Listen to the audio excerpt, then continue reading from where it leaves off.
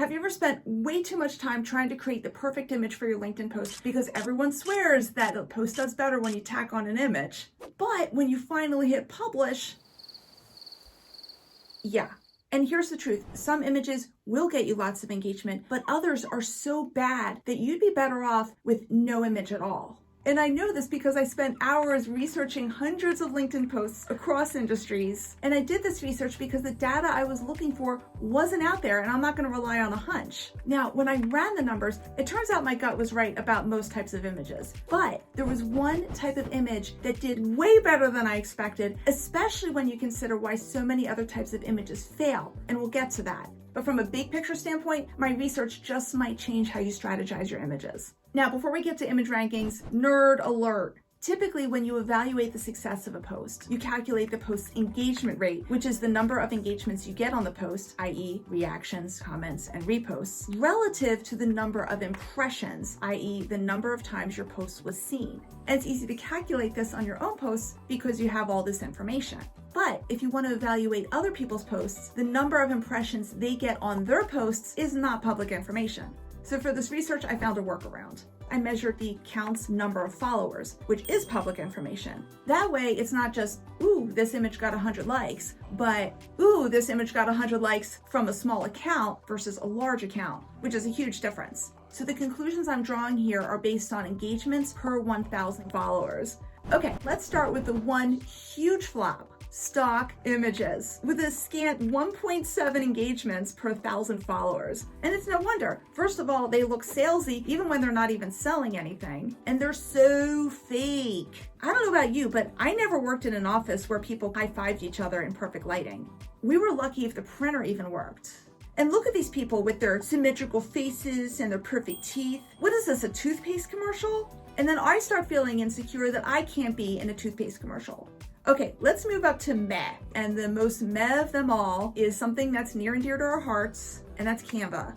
Or at least any image that looks like it was made by Canva or a similar program. Canva images get 4.9 engagements per 1,000 followers. Now, I'm not saying to not use Canva. I am just saying, and I've had this conversation with clients, that it might not be worth the time you're putting into it. Here's why Canva typically gets lower engagement. First, Canva graphics look manufactured, because they are manufactured, and that's going to raise the wall between you and your audience. Also, they often look like ads, either because they are ads, or they kind of get that vibe of, this post was brought to you by me and my brand colors, and the wall goes up some more. Plus, while Canva graphics are good at conveying information, they're not as good at conveying emotion, so they don't feel nearly as human. So if you want to break through the wall, you need other options.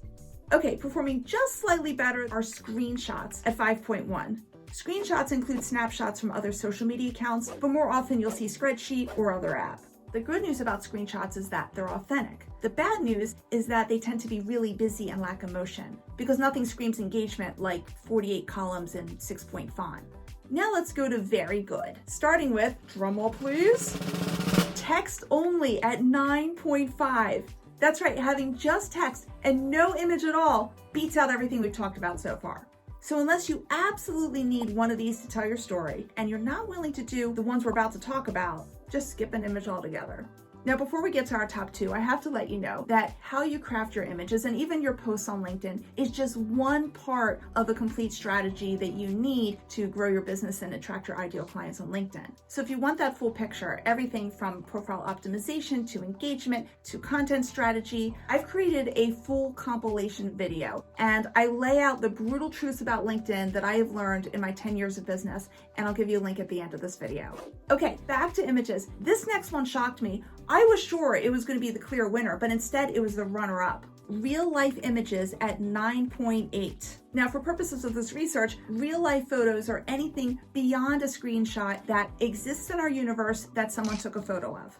Real life images are great because they're real, they're human, they're a little messy. I think of real life images like grandma's chocolate chip cookies. They're different sizes, they're a little misshapen, but they are so much more delish than that factory Chips Ahoy. By the way, within real life images, I also evaluated selfies versus non-selfies, and the results were practically the same. However, here's a word of warning about selfies. Yes, with a selfie, you're looking right in the camera, you're making that immediate connection with your audience, but don't do a selfie with every post. It's just a bit much. So what type of image could possibly be better than all of these? It's number one right now, but I predict it's going to fall hard. It's AI generated images at 11.5. I think they're doing well right now because they're a novelty. And guess what happens with novelties? They wear off. And I see it wearing off soon because the LinkedIn newsfeed is starting to get flooded with these types of images. And before you know it, they're going to blend in just like a Canva graphic. And they're not human. Being human on LinkedIn is always the best choice you can make because guess what? People are buying from you. Now, it's important to know which images get more attention, but attention alone doesn't pay the bills. Your profile, your engagement, your content, they all have to work together to drive business. So I've put together a monster of a compilation video that is packed with information that you need to know to make LinkedIn work for you. So watch this video on the top right corner. Thank you so much and see you in the next video.